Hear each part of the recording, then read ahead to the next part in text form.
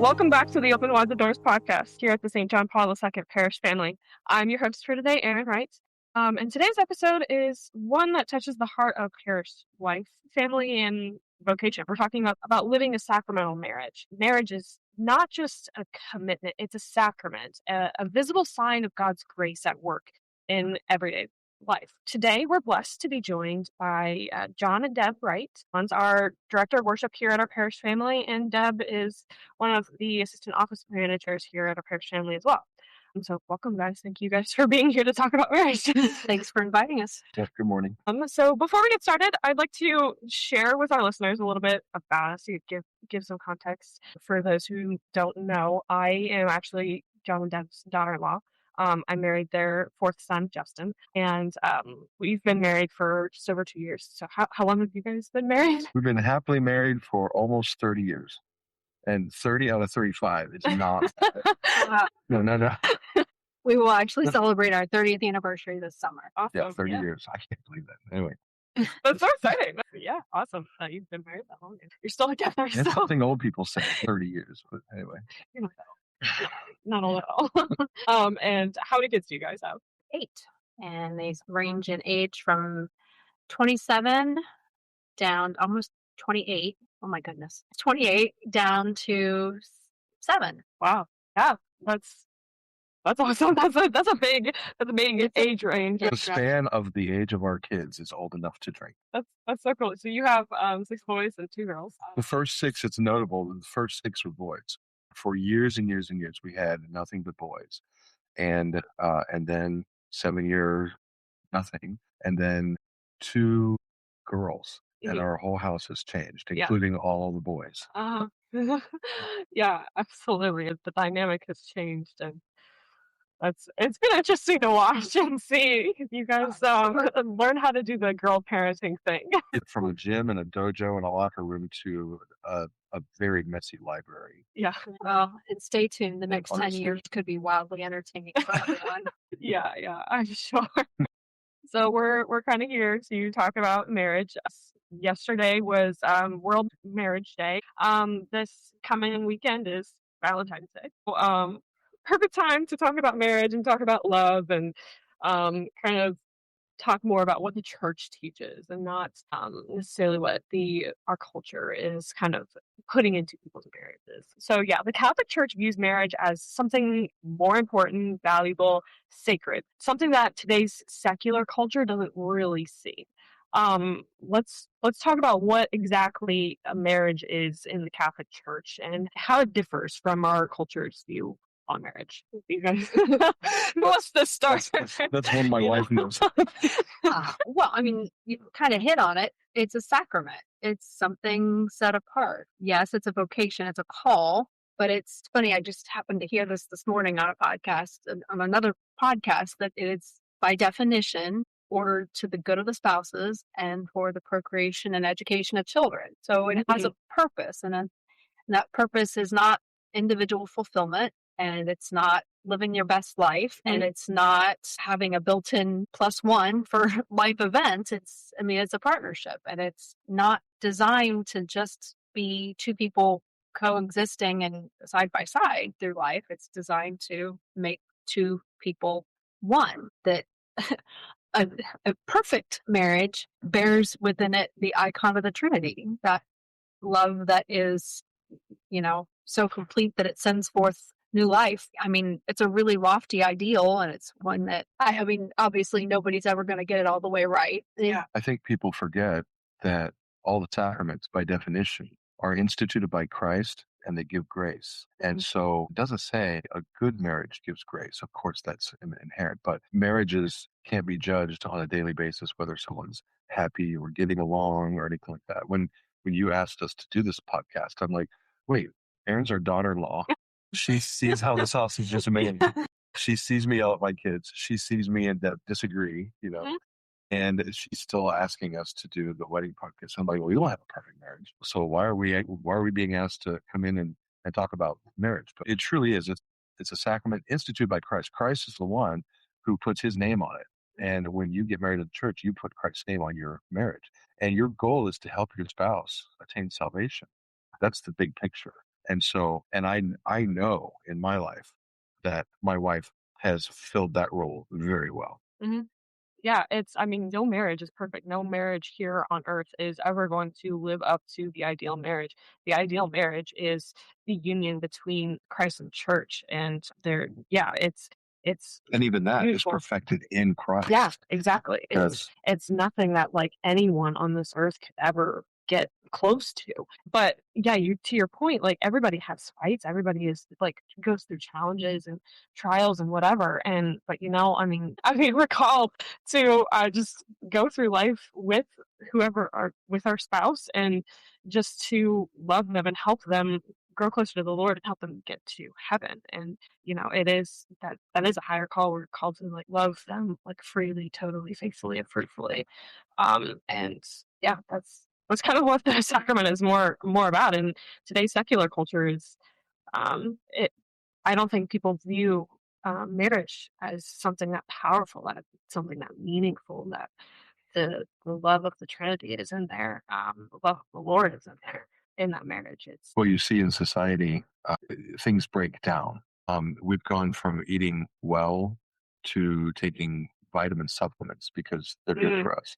yeah. Instead of, you know, breakfast, we have a breakfast shake or a meal replacement bar or shake. Mhm, And we try to get down to these bare bones. And sometimes I think maybe relationships are doing this. People don't want to commit to a married with children life. So they mhm, get married and then they make it impossible to have kids, mhm. as if kids are the enemy of marriage. Yeah. So they want the benefits of being married, which I mean, okay, without children, that's Mhm.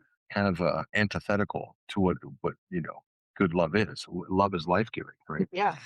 And then you go further down the hatch, and you've got these energy drinks. They don't have nutrition, but they have caffeine and all these other stimulants and stuff. And well, now you're getting into um, Tinder Mhm, culture where I don't really want a commitment. I just want the rush of having a boyfriend or a girlfriend, or mhm. it seems like a lot of the secularization of society is tearing down what actually makes humanity point to God. Yeah. Yeah, I mean, everybody is looking for marriage. I mean, there's something in marriage that everybody is looking for. There's something in the relationship with the Lord that everybody is looking for, but nobody today's culture kind of muffles and kind of puts a blinder on what it is you're actually looking for. So we get distracted. We start looking at Tinder. We start looking for aspects of marriage elsewhere. We're looking for the true thing in places where we can't find the true thing. Well, Christ is North Star in all the vocations: Mhm. priesthood, single life, changed single life, holy orders.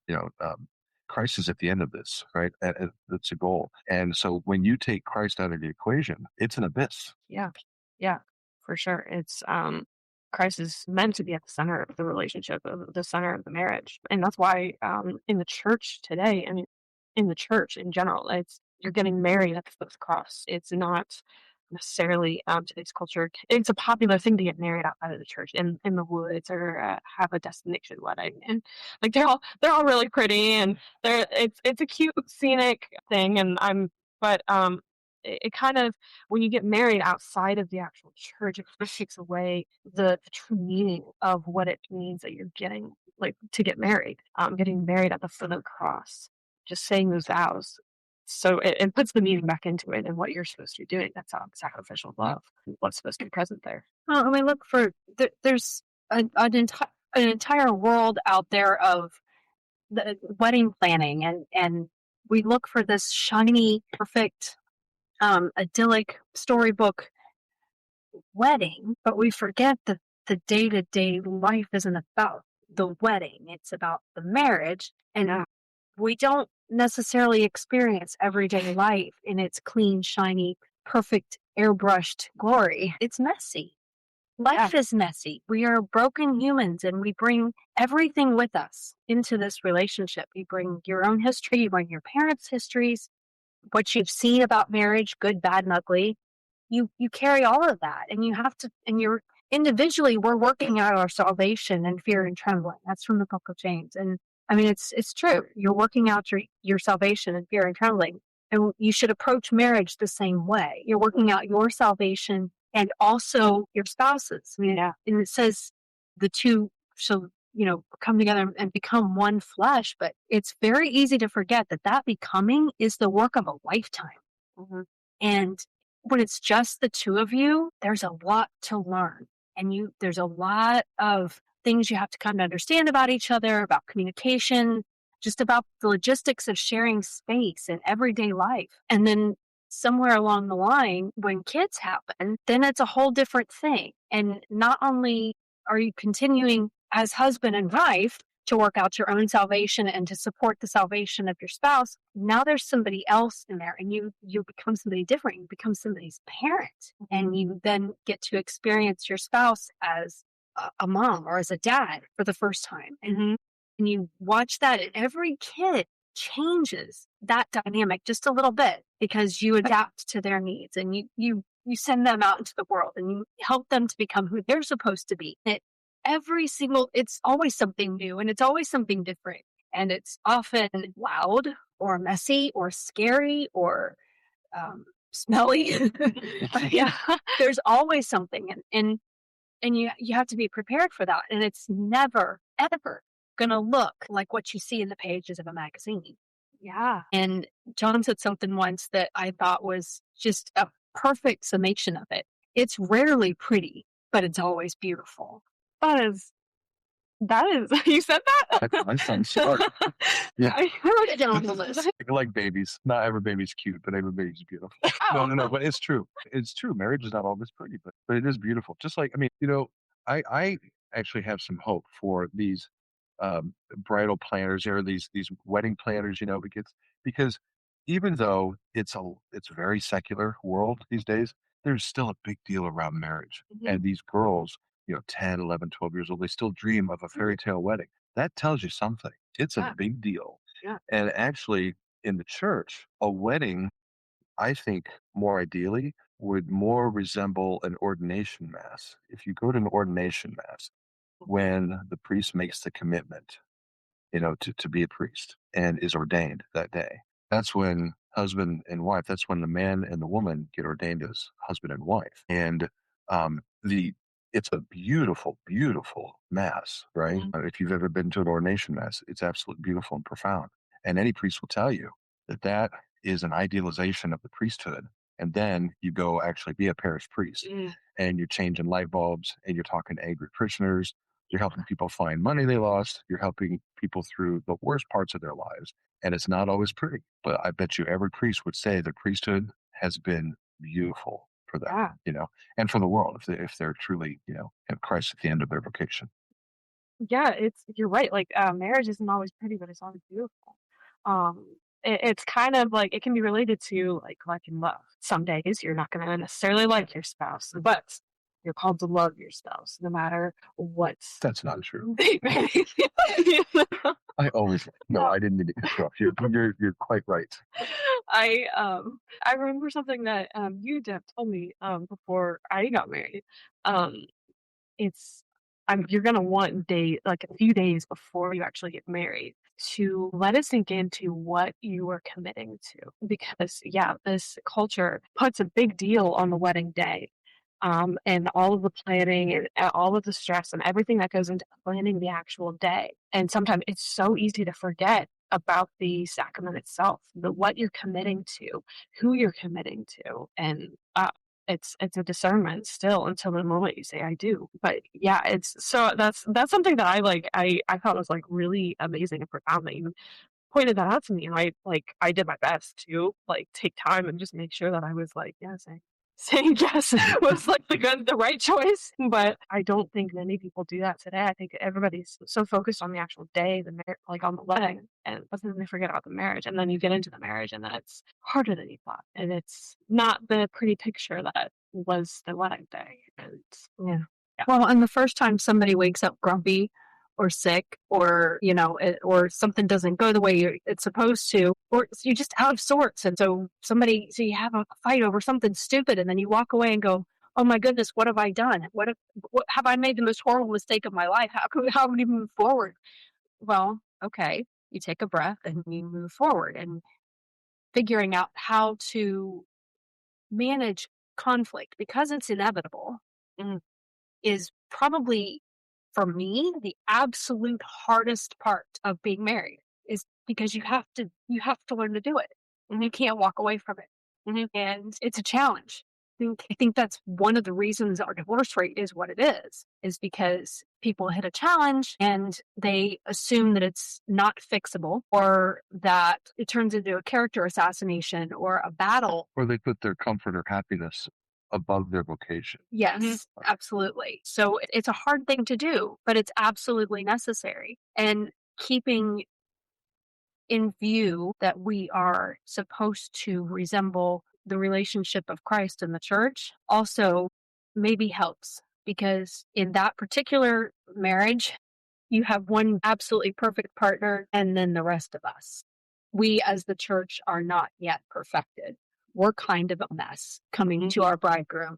And I'm not saying that that necessarily holds up completely in marriage, because, neither partner in a human marriage is perfect. But it is that same thing, is you're dealing with everything.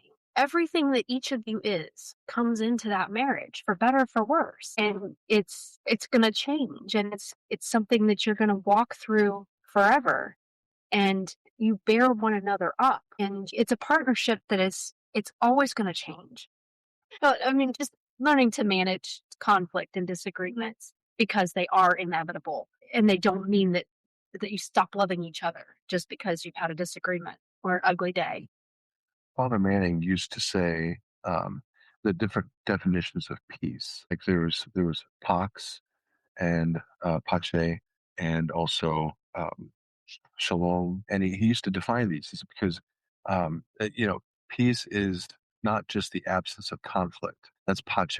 Like think of a lake being totally peaceful and no motion. But shalom is like in a context of a household is where conflict can safely exist, and you can manage it well, and you understand that just like if Deb and I strongly disagree about something, that doesn't mean, well, if you feel this way and I feel this way, then we're at an impasse and we just have to stop. No, that's the given is that we're in this together. So the part that perhaps maybe needs spoken more is it's not me against Deb. It's me and Deb against whatever problem we're having. So Yeah. it's not, so we're never really at odds when it comes to, I'm going to take the marriage this way. No, I'm going to take the marriage that way. It's, what are we going to do about this? Yeah. Because we're married. I love that you pointed out that it's not you against your wife or you against your husband. It's you together against whatever conflict, whatever problem, whatever trouble you may be facing. I mean, when you get married, you become one, and you are a unit. You are together on everything until you die. And it can be, when conflict comes in, it is so easy to just forget about the other person and just be like, the other person's causing me pain. The other person is doing this. The other person isn't doing this. And they're the reason why I'm not happy. They're the reason why I am struggling with whatever. But you're right. It's you two. It is the spouses together against whatever conflict, whatever problem. And as you mentioned earlier, Deb, like that's kind of probably why our divorce rates are so high. Is because everybody wants to put their happiness themselves first above the needs and the desires and whatever of the other. And it's more about me than us. When you don't have Christ's name on your marriage and Christ isn't the ends and the means of your marriage, you don't have a target except your own happiness. And then what comes from that? Because the second you're not happy, you look for something else. I mean, what do you do? I mean, then um, if you blame your spouse for your happiness or lack thereof, something's wrong. You know, that's a big symptom of, you shouldn't, as an adult, you shouldn't blame anybody for your lot in life. You should be responsible for your lot in life. Outside of big things, like if your spouse is violating your marriage somehow, addiction, unfaithfulness, some major sin somewhere, a secret life or something, you shouldn't just point a finger. Marriage is not about making sure your spouse loves you. Marriage is about loving your spouse. So that's where you should start. Yeah. And I mean, to be perfectly clear, I mean, if anybody is in a situation where the marriage is definitely not healthy and it's not safe to stay within the marriage. And there are options to leave the household with the marriage and just, get to for the safety of whoever and children if children are involved. But Absolutely. yeah, Yes. but Yeah, the end goal of marriage here is to help your life. Right? If marriage is not helping your life in Christ, to lead a healthy, safe life, but that's a whole other story. But for the day-to-day marriage, most of it, I mean, especially church-going Catholics that will hear this podcast, all you have to do is say a prayer. Mhm. Ask for what you want. Know what you want. And what you really want is Christ. If you start there, then everything else tends to shine in a better perspective. Mhm.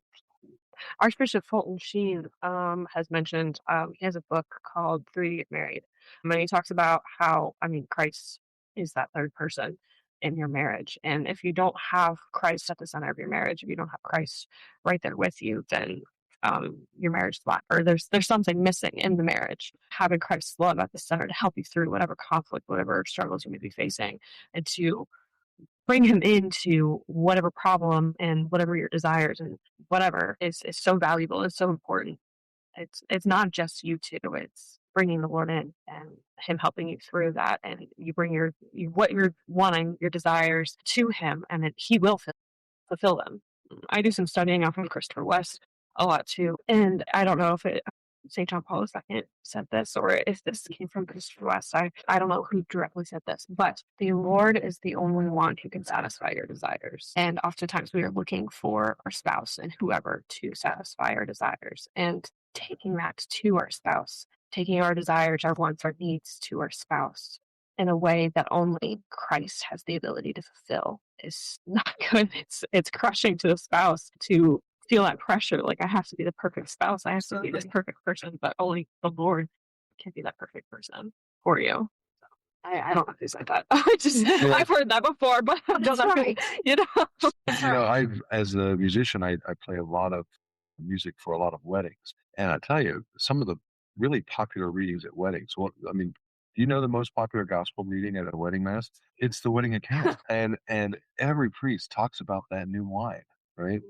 And here's the thing, where you've got the wedding, and you've got the honeymoon, and then you've got these days of bliss, maybe, or you've also got days of paying bills. When that love, when that good feeling and stuff kind of starts to wear out, and the novelty of having a husband or a wife and being your own adult, and being the mom and dad, when those things wear off and the novelty wears off, and all of a sudden you're just in the trenches, that's when having Christ in your marriage becomes crucial. Notice that word crucial.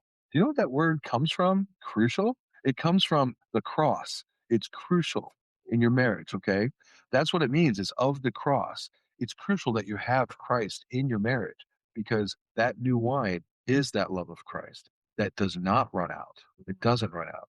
If you go back and you read that gospel and you actually do the math on how many gallons there are, that was a heck of a party. I guarantee you they didn't finish it that night. Yeah, you said how many, like, there's however many gallons that were added or Christ turned into wine after all the bad wine, all of the regular wine 6 went huge out. jars. Like Yeah. it's, everybody. So this was towards the end of the party, and then the new wine was brought out. 6 huge jars. Do you know where the 7th one was? If we're talking Bibles and numbers, the 7th jar was at the foot of the cross. Oh my God. Crucial. There's so many things like that in the Bible that I'm just like, whoa. You need like some, every once in a while, you need to have like a Bible study with like someone who knows all of these nuggets and like all of these things hidden in the Bible, like Easter eggs. Yeah, the Easter eggs. Easter eggs, yeah. all of these Easter eggs. Yeah, the Bible writers invented the Easter eggs, which come from bugs. Oh, You can't have the 7 jars at the wedding and that be it. yeah. It's tied to his sacrifice. It's crucial. That's so beautiful. And it is, yeah, you're right. Christ is the one who fills. 7 is the perfect number. That's so beautiful. Thank you for pointing that out. I'm gonna do some reflecting on that later. He also drank from that jar when he didn't drink it at the Passover meal. We talked about this. He said, I'm not going to drink of this cup until I'm with my Father in heaven. Drink it at the cross. When he said, it's finished. And if you read in the Bible, in the Latin Vulgate, do you know what the word is for finished? Consummated. There's so much. Yeah. So let's talk about the consummation. Yeah. Yeah, this is your. So there's the fourth cup Right. and Jesus and the Jewish roots of the Eucharist. Those are both wonderful. Every Catholic should read those. Yeah. So we will have those books linked in the show notes if anybody is interested in reading them. Then yeah, there's a lot of resources and a lot of books and stuff like that out there that are so beautiful and talk about. There is no bottom to the rabbit hole if you really want to dive in. There's always something new. Speaking of marriage and the Eucharist and the word consummated, it is finished. Consummata est. So we talk about consummation in a marriage too. Yeah. Because that's part of the sacrament. That's part of the commitment, right? And you're not officially married until the marriage is consummated, correct? Right.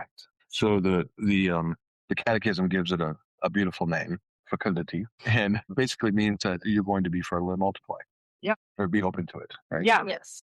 And being fertile doesn't necessarily, and being open to new life doesn't necessarily mean that you, like, if there's a problem within conceiving a child and stuff like that, your marriage can still be fruitful. Right. The vow is just to accept children logically. Yeah. It's not to try to have kids. Yeah. And the fruitful part is bearing fruits of the Holy Spirit and bearing the fruits of the Lord and sharing that with those in your life.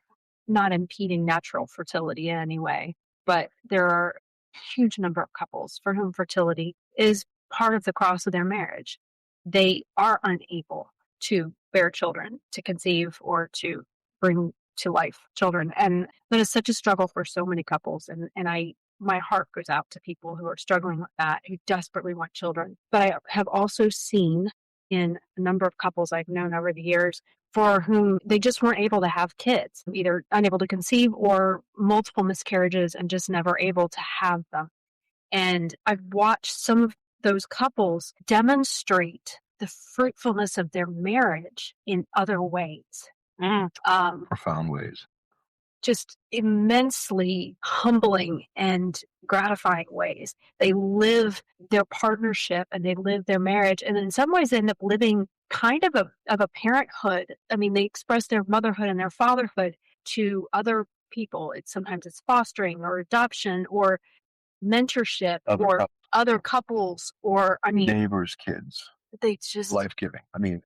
Absolutely, just beautiful, continuing to live the fruitfulness of their sacramental marriage or their marriage bond, not necessarily by conceiving and bearing children and raising children, but by pouring out the grace of their union to whoever comes to them, which, as John pointed out, that's the wedding vow, to accept children lovingly, no matter where they come from. Yeah. I've watched my wife be a mother to so many more kids that just ended up on our doorstep. We've always fed and kept safe anybody who came into our, and all our neighbors knew that our place was a warm, safe place that they could eat, and we don't ask anything of them. They come, they befriend us, they know that they can trust Mr. and Mrs. Wright to not let harm come to them. And that's part of our marriage, I think, is just to provide that safe, nurturing space for anyone, no matter what age, really. We've had 80-year-olds in our house, the same thing. We've babysat college professors whose wives were away, and their dogs. Got to take care of each other. Yeah, absolutely. That's so beautiful. I love that you guys have done that, and I've witnessed this. Daughters-in-law, I've definitely been part of the family a lot earlier than I actually got married to your son. But yeah, it's so beautiful, and you're right. It is like kind of, we're not called to just bear children and be fruitful with children, but we're called to be fertile in other areas of our life and to share our gifts and share what we have with those around us. It's not just for the immediate family, the people who are going to be living in that household. It is for us to share with. Well, and it's not just about biology. Yeah. I mean, humans are not just biological creatures. We're spiritual creatures. And, you don't impede the biology. It's a part of who we are, but you also don't stop there, which is why it's to the education and rearing of children and to living out the grace of the sacrament in any way that it comes to you. You have to look at your biology with that eternal perspective. This is the end. Yes. So C.S. Lewis said, "We're not bodies that have a spirit. We're spiritual creatures that have a body." Embodied spirits, spirited body. We won't do well to talk about the body and the soul separately, Yeah. because we are created in Christ. It wasn't like he made our bodies and then like threw the spirit in us, right? We are made anew in baptism, kind of like the bread is transformed into the body, blood, soul, and divinity of Christ. It's not bread that has Jesus injected into it. It becomes Christ. So when you put shoes on me, I become a man with shoes. But when you wed me to Deb, I am no longer me. I'm a husband. I've been transformed, and the biology that supports a marriage is all for the end in heaven. So it's tough to talk about because there's such a sacramental nature of marriage and the acts of marriage. Kind of like there's a marriage aspect to the Eucharist, and people forget that those things are so closely related and life giving. Here's a little nugget that this came to me that not a biblical nugget, but something else in my studies of the theology of the body and that are learning from Christopher West. This guy who learns from about GPT's teachings on the theology of the body. He pointed out, I don't know how to start this, but there's children explore the world through their mouths. Toddlers that are putting everything in their mouth.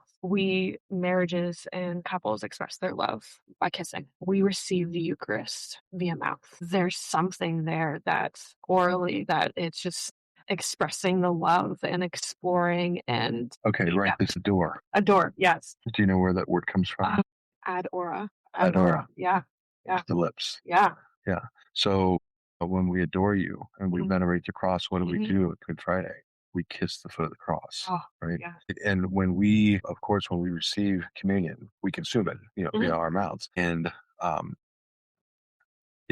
it's the same thing as a kiss. When you kiss your wife, when you kiss your spouse, it's a sign of the existing love that's present. It also generates that love, so the source and summit of our faith is the Eucharist because it's a sign of our love and it regenerates and generates more love. And that is the same as the marital act. So if you start, equating things around the norms for receiving communion, around the marital act, then you see things like fasting and prayer and what you should do if you are guilty of grave sin. You should not receive the sacraments. So, and the same thing in a marriage. If you are guilty of grave sin or severe neglect, it's not time to just come home and be like, okay, let's do the marital act, because that would make things worse. I had an old parish priest saying that if you receive communion with mortal sin on your soul, that's like a slap in the face to God. And I think that if you try to put marital acts out of the context of a loving, safe marriage, that's like a slap in the face to your spouse. It's a horrible thought. I just think that, it's like the Tinder culture where you take something that you want and you leave the rest. Like it's a buffet and you go up to the one bucket you want and you steal that and you leave the rest of the stuff that you're supposed to take there. And I think people need to be careful that they don't do that with the Eucharist. That's why we don't give the Eucharist to everybody. We give it to people who are properly disposed and properly formed and know what they're doing, know what they're actually committing to. And we just did the same thing with marriage. I mean, like you're in a church, you go through marriage prep. It's not just, oh, you want to get married? Let's go ahead and do this tomorrow kind of thing. There's preparation that's done there. There's formation. Yeah. What does St. Paul say about be careful not to eat and drink condemnation upon yourselves? And that is very true with Eucharist. It's also very, very true with vocations, particularly marriage. It's if it's not for the good of each other, it's to the detriment. Absolutely. Yeah, it's never neutral. It is everything in marriage is building or guiding, or should be at least building and guiding towards the Lord and towards heaven and eternity. If there's not any of that, then I mean, it's the same thing with sin. If you're not striving to be saints, there's some sort of sin or something like that that's building a wall or putting something in the way of becoming a saint and growing closer to the Lord and uniting yourself with the Lord. So we kind of mentioned this a little bit earlier. that marriage is something beautiful that it can impact many other people in your lives, not just not just you and your spouse, really. Can you tell us how marriage can help influence those around you? Like, not just we're called to be help those around us and bring our fertility and whatever to the fruits of the Holy Spirit to those around us and bring children in whatever way is possible in your life with those like family members and your children. Yeah, or whoever's in your life, really. How can marriage help them? I used to say, and I remember saying this to somebody when Mara was born. Mara's our youngest. And so she's number 8. And somebody said, well, your marriage has done a lot of good. And I had remembered hearing that there were 8 billion people in the world. And I said, yep, I think I've changed the world for a better by 1 billionth. You know, so I've got 8 good kids that have come from this marriage that have a positive influence. So my greatest gift to this world has been my kids. And hopefully one of the greatest gifts that we've given them is a good marriage. That's so beautiful. I'm very excited for the next part of my journey. If anybody doesn't know whoever doesn't know me, I'm expecting a little girl here in the next month. So so I'm very excited, and I'm very excited to hopefully I'm hoping that I don't mess her up, but like That's a fear, isn't it? Please God, don't let me mess this up. Well, I can't tell you how many times I've prayed that very thing. Please, dear God, don't let me mess this up. Because, yes, you become very, very aware of your power when there's something powerless in front of you and something completely dependent on you doing the right things. Yes, there are obvious basics for most people. Okay, we need to keep clean, we need to keep fed, but also what else is there to be done? Because it's not just about caring for the physical needs of that child. You're responsible for the formation of that child and for directing that child to heaven. And that's a huge thing. huge responsibility. It's massive responsibility. And it is the whole one of the 2 points of marriage, connected to the good of the spouses and to the rearing and formation of children. That's straight out of the catechism. And so what are you going to do next? You know, especially as they get older and as they become more aware, and they are shaped by your love and your care and your faith, and whether or not you're taking them to church and whether or not you're praying for them, around them, with them. They are formed by that long before they can articulate it or recognize it or notice its absence. And That's why I don't mind hearing crying babies in church. I love it. Yes. I mean, sometimes they have a meltdown, and you want to take them out just because there's no fixing it there. Yes. They need to change the location. But when I hear babies crying at church, I'm so optimistic. When our babies cried, I was mortified. I didn't know what to do. But you have I don't know if you can tell this story without getting a little emotional, but our friend Ruth from church back in Piqua, we've apologized for our kids' behavior. There were so many masses I wanted to just crawl under the pew. And I wasn't helping because I was the organist. I couldn't just leave my station to We had correct some who were particularly rambunctious in their younger years, and it was really hard. Justin. It was really hard. Just go ahead and say it. It was. He wasn't the only one, but he was usually on the list. And yes, and there were days I got, especially if we were someplace new, I'd get the one eyebrow saying, well, where's their daddy? Why isn't he helping? Like, yeah, well, he's up on the organ bench, so maybe just be nice. But it was really hard to be there with kids and have them going in multiple directions. Somebody looking at windows and somebody throwing a hymnal and somebody, trying to color on the little cards that were in for the Archbishop's annual fund in the pew that week, or, whatever else was going on. There was always something. And I felt like as a young mom, like I need them to sit and watch. I need them to see what's going on. I need them to participate and not interfere with other people at Mass. And I was, especially if they were loud, I was so self-conscious about that. I felt so bad. And this lovely woman, she was a daily Mass goer. And so I saw her frequently when we were at school Mass with our kids who were in Catholic school at that time.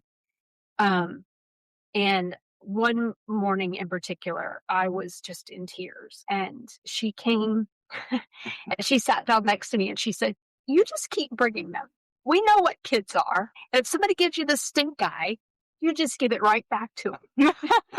And it was nice to hear, to be encouraged. But then I think probably about that time, I also ran across, of course, you see scripture and you read it your whole life, but then you see it differently one day. And I hit Psalm 84, and it's the swallow finds a nest and the sparrow a home for her young. And the next line isn't in the cry room or watching on the live stream.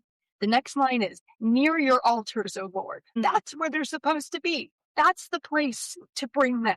Because even if they're not watching and paying attention and cognating everything that's happened, they are being formed by the presence and love of Christ if you bring them. And if you just go to Mass, they'll learn. You do your best to direct their attention, but they're looking around. They're seeing stained glass windows. They're seeing hymnals. They're seeing When they see mom and missals. dad have peace on their knees worshiping God, there's no way they're not formed. Yeah, they see you praying, and they will learn.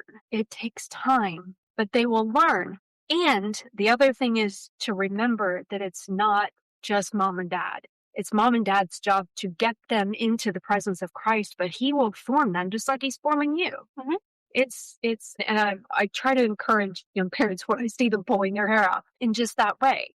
Near your altars, that's where they should be. And somebody gives you the stink eye because your kid's fussing in church, well, you just give it right back. Yeah. And I'm very grateful that all of our priests here seem to just take it in stride as well. I've not seen anybody snarl at kids, losing it, because sometimes they do, and sometimes you need to take them out. You need to get them someplace where they can recover themselves. If you've ever been at Mass where a priest actually got annoyed at a baby crying and actually said something about it, it leaves a bad taste in everyone's mouth. It's not becoming. It's just not about, that's not who we are. Well, and about that same time as Miss Ruth was telling me, we know what kids are, you get them here. There was somebody else that was telling me that, when she was raising her kids, a priest actually said, look, we have more than one Mass time. So somebody stay home with them and somebody come to the next one. They're not ready for this. Don't bring them here. And I thought, what an awful thing to say. I mean, Jesus didn't say, bring the kids when they're ready to sit still and listen to me. He said, bring them. Bring them. This is the kingdom of heaven. Let them come to me because this is the kingdom of heaven. And I just... Wouldn't that be funny in the Bible? It's like, the Sermon on the Mount. It's like, blessed are the meek, blessed are the poor in spirit. Well, somebody shut that kid up. Yeah. None of thing like that is recorded, right? But it existed. There were dirty diapers and crying.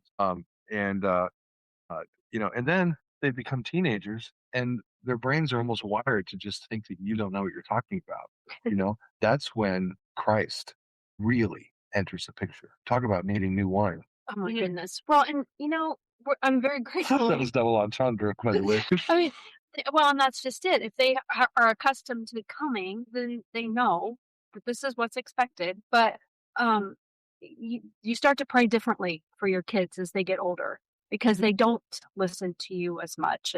They go through phases where they think you're the dumbest thing since a box of hair. So you need... I love when you say that on a podcast. Then you can become grateful in a new way that the Holy Spirit speaks teenager. The Holy Spirit speaks kid. The Holy Spirit speaks whatever language is needed to be heard. And so you just pray for the Holy Spirit to speak to those places where they're deaf to you, where they can't hear you. And I mean, every kid is different. Every kid learns differently, listens differently, hears differently, needs to be touched differently in order to come to know Christ and to come to faith and to be made new and made whole and to grow. They're all different. And you learn that as a parent. And then as your time as a direct hands-on parent, as you start to make that shift away from caring for every single need that they have, right down to moving their bodies for them because they don't have control of their muscles, all the way up until they leave your home and form a home of their own. There's a shift there that happens, and as they begin to take over their own agency, the Holy Spirit has to assist in a different way and speak less to you about how to care for them and more to them directly. You can see biology working to make a, a kid want to go out on his or her own and form an adult life separate from his or her parents. But that it's not always pretty, right? To find your own way and for your dad to say, well, this is my way. And a kid says, well, I'm going to try it this way. That's hard for dad and kid, Yeah. and that's something that I've had to learn and evolve with over the years. I remember we were at a Christmas party at my house, and all my kids were there, and all their spouses were there. And Mara did something, and I said something to Mara, and she got a present or something. And and I think it was Justin or James that said, "Wow." And I said, "What?" And he goes, "Those girls don't have the same parents I did." No. And I said, "Would you want them to?" And they're like, "Good point." We Yeah. we learned as parents also. Yeah. And, when James was a baby, we didn't have two pennies to rub together. Most days, it took everything we had to make sure that they were fed. And I think it might have been commenting on like the presents or something. Yeah. But or maybe the way that I corrected her, which Mhm. Daddy's a cream puff when it comes to the daughters, and I fully own that. I was not a cream puff with my sons, and but yeah, you evolve and you learn that each of your kids were meant to find their own way, and it's a beautiful thing. That's beautiful when they find what makes them fully alive. That's wonderful. Yeah, that is beautiful. Keeping Christ at the center of your relationship, and they're always watching you. They're always, yeah, as to your point earlier, that even before they even know, they're recognizing what they're seeing in you and prayer life and in the church. They're being formed. Things are happening, even though when they don't, even if they don't actually recognize it. Particularly when they're not cognizant of it. Yeah. They're called the formative years, Mhm. and so when kids decide that they can just when they decide that they can pay attention or not or pray or not, by then they've already been formed. Their consciences have already been formed. So and then they'll just continue to evolve. But that's what early childhood prayer does. Yeah, absolutely. It's a hard time, and it's another trial on marriage that I'm looking forward to, I Yeah. guess. But but Well, and it's funny to talk about. You get married and you learn to be a spouse, or at least you start learning to be a spouse, and then you have kids and you learn to be a parent. We've been very fortunate. I had an aunt that very early, like our first anniversary, sent a card, and there was a note in it, and there was a check for us to go on a date, and just a reminder that continue to date. Don't forget that. And after we started having kids, she reiterated it differently. Right now, you're parenting, but someday those children will go on their own, and you have to remember how to be spouses. You have to remember each other. There will come a time that your house is quiet, that you are there alone. And if you are strangers, if you have not continued to foster your marriage and your relationship, you're going to find that your children are gone and you no longer know who the other is and you're living with a stranger. And well, then what is there for you to do? And I think that's another important part of this is that yes, you become parents and that's an experience you shared forever, but there comes a time when your little birdies go to build nests of their own, and you don't want to wake up one morning and realize that you've not spoken to the person you actually married as themselves and as yourself in a very long time. And I'm very grateful that I don't think that's going to be a problem with us at no, all. I don't, but it happens. I mean, that's I one do of see it those. as being a real problem. I mean, Yeah, those. Well, I see a lot of people, they get their kids through college, marriage, and then they get a divorce. And it was Right. perfectly, it came out of nowhere. Yeah, Mm. or we stayed together for the kids, but we've done our job, and now it's time for us to go realize our purpose as humans. And that's a very strange thing, but it happens. It happens a lot. Or we just realized we didn't have anything in common anymore, and so we split up.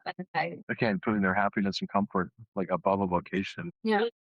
Or Or generally how? having neglected a partnership for long enough that it does indeed die, and you either have to reinvest and rediscover yourselves in each other as a married couple and start again, or you part ways. And it's a very, very sad thing for me to watch when I see that happen. And so, yeah, it's another important thing is to continue to foster the Maybe we'll take up pickleball. No, thank you. So do you guys have advice for couples or whoever, young, older couples who may be like struggling with connecting with each other? I mean, or staying connected with each other? Has there been something that you guys do that helps? This is going to sound cliche, but just take some time in your car or in your room or in the bathroom and ask God to help. Ask Christ, say, you you put us here. Please help. And then be open with your wife or your husband, because if there is a problem and you don't talk about it doesn't stay at 1 and go to 2, it goes to 10.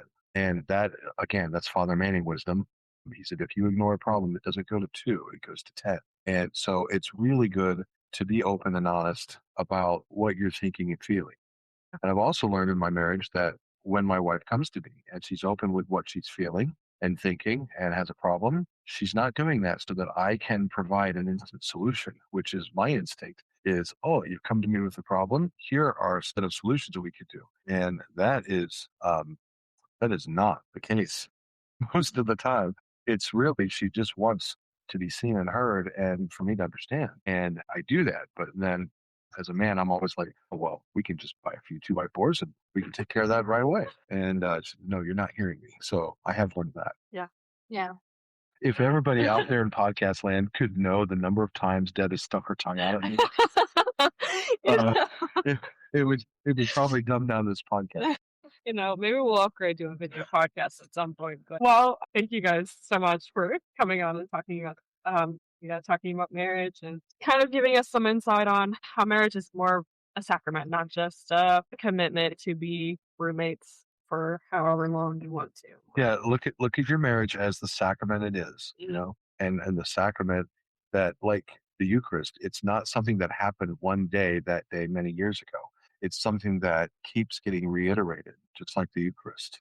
And you have to approach it sacramentally, with Christ in mind. Salvation and the salvation of your spouse, that's your goal. You start there, you'll have a wonderful, beautiful marriage. It won't always be pretty, but it will always be beautiful. And it's always worked out, not in the big moments, not in the wedding, not in this anniversary celebration. It's not the big things, it's the little things. It's the everyday. It's the getting up and pouring coffee. It's the folding the laundry. That's where it's worked out. One of my favorite, this is going to make us sound really old, but one of my favorite little moments, like you just start talking about it, something comes to my mind. When you and I both answer a Jeopardy question at the same time, and then we just inherently fist bump. So, one, we're sitting close enough to each other to do that. And two, if we know the same stuff on Jeopardy, it's like, well, and nobody on stage got it. Oh, we must feel pretty smart. I mean, it's just we say something and then it's usually and then a fist bump. I just now realize how much I love that, because I don't like trying to get the girls up and out to school and work on time every day. That's not a pleasant thing. Is it going to pay off in the long run? Yeah. But I love these moments that we have that you might forget, but I think I remember every one of them. It's important to prioritize those little moments, yeah. And they're so beautiful and doing wonderful things in your marriage, and whatever your little thing in your marriage is, it's doing something beautiful for you. So yeah, thank you guys for coming on here and talking about marriage and for sharing your story and some aspects of your marriage and some things from your past at Pickwood and all of that. Marriage is truly beautiful, and I'm so grateful to have had this conversation with you guys. So yeah, we'll have a couple things linked in the show notes if anybody is interested in reading the books that were mentioned in this podcast. But marriage is beautiful, and it's meant to be a sacrament, a vow, and not something that just gets lost and gets thrown away whenever things get rough. But thank you for listening and taking the time to listen to this podcast. Until next time.